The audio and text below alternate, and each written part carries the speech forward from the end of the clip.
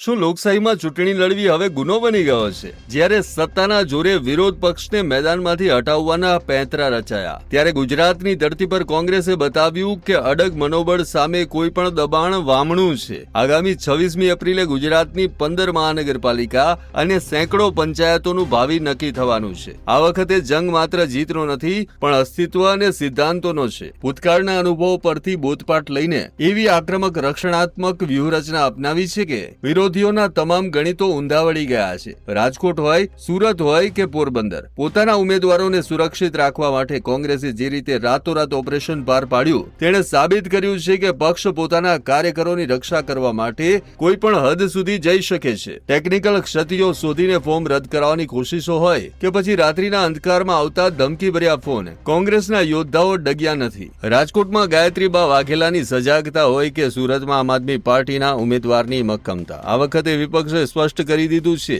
બિનહરીફ થવાના શોર્ટકટ હવે નહીં ચાલે. ડમી ઉમેદવારોની તૈયારી અને કાયદાકીય નિષ્ણાંતોની મદદથી કોંગ્રેસે લોકશાહીના જીવંતપણાનો મજબૂત પુરાવો આપ્યો છે. ભલે પોલીસના જોરે ધાકધમકી આપવામાં આવી હોય કે જૂના કેસોનો ડર બતાવવામાં આવ્યો હોય, પણ જનતાની અદાલતમાં હવે ખરો મુકાબલો થશે. કોંગ્રેસના નેતાઓનો દાવો છે કે તેઓ માત્ર ચૂંટણી નથી લડી રહ્યા, પણ ગુજરાતના મતદારોના અધિકારોની રક્ષા કરી રહ્યા છે. 26મી એપ્રિલે જનતા નક્કી કરશે કે લોકશાહીને દબાવનારા જીતશે કે પછી લોકશાહી માટે લડનારા. પણ એક વાત તો નક્કી છે કે આ વખતે ગુજરાતમાં પરિવર્તનની લહેર અને કોંગ્રેસની મક્કમતાએ રાજકારણના સમીકરણો બદલી નાખ્યા છે.